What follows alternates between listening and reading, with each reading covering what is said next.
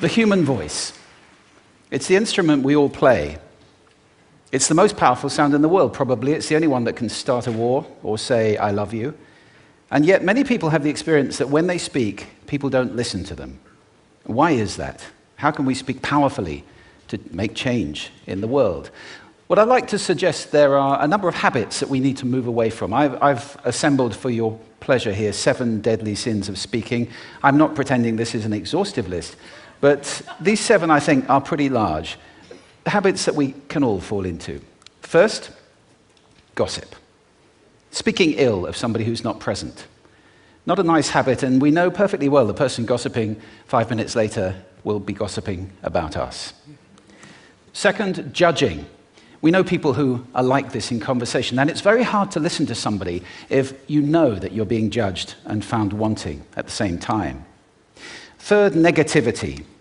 You can fall into this. My mother, in the last years of her life, became very, very negative, and it's hard to listen. I remember one day I said to her, it's October the 1st today, and she said, I know, isn't it dreadful?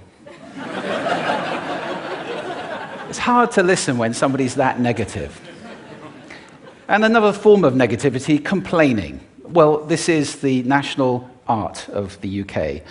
It's our national sport. We complain about the weather, about sport, about politics, about everything. But actually complaining is viral misery. It's not spreading sunshine and lightness in the world. Excuses. We've all met this guy. Maybe we've all been this guy. Some people have a blame thrower. They just pass it on to everybody else and don't take responsibility for their actions. And again, hard to listen to somebody who's being like that. Penultimate, the 6th of the 7, embroidery, exaggeration. It demeans our language, actually, sometimes. For example, if I see something that really is awesome, what do I call it? And then, of course, this exaggeration becomes lying, out and out lying, and we don't want to listen to people we know are lying to us. And finally, dogmatism. The confusion of facts with opinions. When those two things get conflated, you're listening into the wind. You know, somebody is bombarding you with their opinions as if they were true. It's difficult to listen to that. So here they are, 7 deadly sins of speaking. These are things I think we need to avoid. But is there a positive way to think about this? Yes, there is. I'd like to suggest that there are 4 really powerful cornerstones, foundations, that we can stand on if we want our speech to be powerful and to make change in the world. Fortunately, these things spell a word.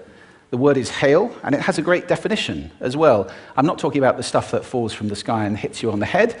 I'm talking about this definition, to greet or acclaim enthusiastically, which is, I think, how our words will be received if we stand on these 4 things. So what do they stand for? See if you can guess. The H, honesty, of course. Being true in what you say, being straight and clear. The A is authenticity, just being yourself. A friend of mine described it as standing in your own truth, which I think is a lovely way to put it. The I is integrity, being your word, actually doing what you say, and being somebody people can trust. And the L is love. I don't mean romantic love, but I do mean wishing people well. For 2 reasons. First of all, I think absolute honesty may not be what we want. I mean, my goodness, you look ugly this morning. Perhaps that's not necessary.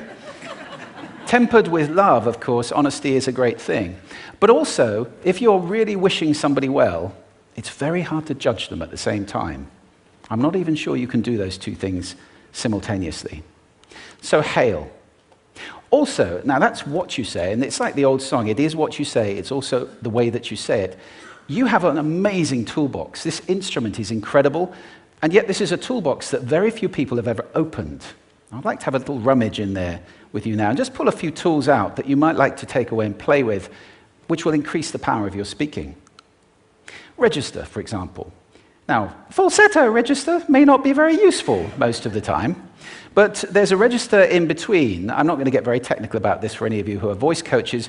You can locate your voice, however. So if I talk up here in my nose, you can hear the difference. If I go down here in my throat, which is where most of us speak from most of the time, but if you want weight, you need to go down here to the chest. You hear the difference? We vote for politicians with lower voices. It's true, because we associate depth with power and with authority. That's register. And we have timbre. It's the way your voice feels. Again, the research shows that we prefer voices which are rich, smooth, warm, like hot chocolate. Well, if that's not you, that's not the end of the world, because you can train. Go get a voice coach. And there are amazing things you can do with breathing, with posture, and with exercises to improve the timbre of your voice. Then prosody. I love prosody. This is the sing-song, the meta-language that we use in order to impart meaning. It's route one for meaning in conversation.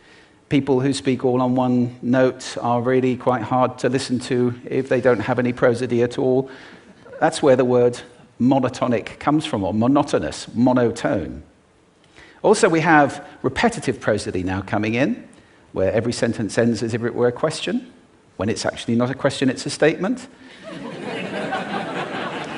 And if you repeat that one over and over, it's actually restricting your ability to communicate through prosody, which I think is a shame.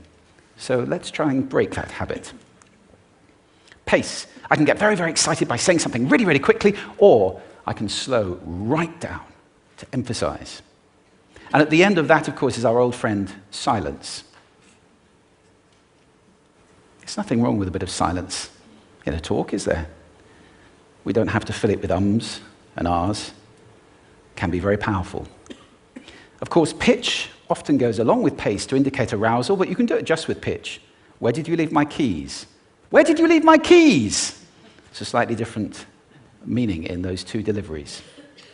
And finally, volume. I can get really excited by using volume, sorry about that if I startled anybody, or I can have you really pay attention by getting very quiet. Some people broadcast the whole time, try not to do that. That's called sodcasting. Imposing your sound on people around you carelessly and inconsiderately, not nice. Of course, where this all comes into play most of all is when you've got something really important to do. It might be standing on a stage like this and giving a talk to people. It might be proposing marriage, asking for a raise, a wedding speech, whatever it is. If it's really important, you owe it to yourself to look at this toolbox and the engine that it's going to work on. And no engine works well without being warmed up. Warm up your voice. Actually, let me show you how to do that. Would you all like to stand up for a moment? I'm going to show you the 6 vocal warm-up exercises that I do before every talk I ever do. Anytime you're going to talk to anybody important, do these. First, arms up, deep breath in, and sigh out, like that. One more time. Very good. Now we're going to warm up our lips, and we're going to go bop, bop, bop, bop, bop, bop, bop, bop. Very good. And now, just like when you were a kid. Now your lips should be coming alive. We're going to do the tongue next with exaggerated la, la, la, la, la, la, la, la, la. Beautiful. You're getting really good at this. And then roll an R. That's like champagne for the tongue. Finally, and if I can only do one, the pros call this the siren. It's really good. It starts with we and goes to or. The we is high, the or is low. So you go wee, or, wee. Fantastic. Give yourselves a round of applause. Take a seat. Thank you. Next time you speak, do those in advance. Now, let me just put this in context to close. This is a serious point here. This is where we are now, right? We speak not very well into people who simply aren't listening in an environment that's all about noise and bad acoustics. I have talked about that on this stage in different phases. What would the world be like if we were speaking powerfully to people who are listening consciously in environments which were actually fit for purpose? Or to make that a bit larger, what would the world be like if we were creating sound consciously and consuming sound consciously and designing all our environments consciously for sound? That would be a world that does sound beautiful, and one where understanding would be the norm. And that is an idea worth spreading. Thank you. Thank you.